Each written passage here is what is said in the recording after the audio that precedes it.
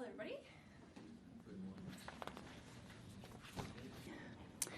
Australia's social media minimum age law is about delaying the pervasive and persuasive pull of social media and giving kids 3 more years to just be kids.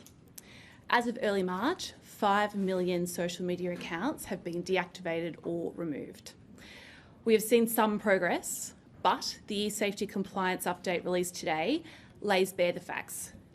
Australia's world-leading social media laws are not failing, but big tech is failing to obey the laws.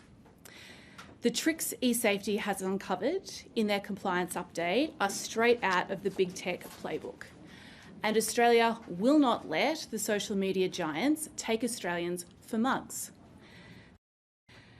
What this update shows is unacceptable. All of the platforms who are covered by our social media minimum age laws said that they would respect our laws.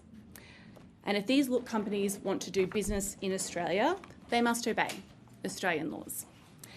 As the independent regulator, eSafety is actively investigating potential non-compliance in relation to 5 platforms: Facebook, Instagram, Snapchat, TikTok, and YouTube.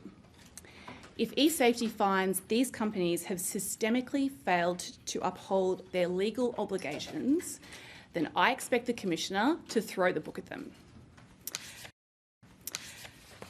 Australia has started a global movement. More than a dozen countries now are following our lead. I'm sharing Australians' expertise and experience with countries around the world, including our nearest neighbour, Indonesia, in which 70 million kids have just spent their first weekend without social media.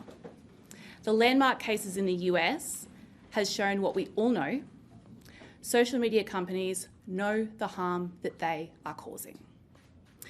They choose not to act until they are forced.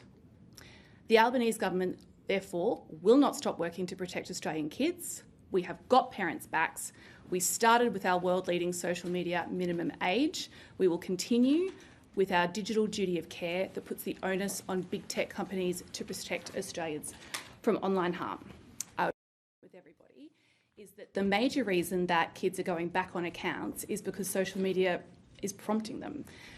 The majority in some of these cases, which you'll see in the compliance update, the majority reason that children are still on social media accounts is because their particular platform hasn't even asked them their age. These companies are taking the mickey. So why don't you take them to court? Or are you dissatisfied with the pace that the eSafety Commissioner is working on this?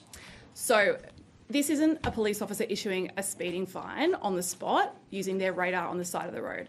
This is world-leading law that requires the eSafety Commissioner to go to the Federal Court of Australia, and to do that we need to build the evidence base. What I want parents to know is that we have spent the summer building that evidence base, and all the stories that no doubt you have all heard, the stories that I have heard all summer about how kids are getting around that, we have been collating that evidence so that the eSafety Commissioner can go to the Federal Court and win against big tech. Claire.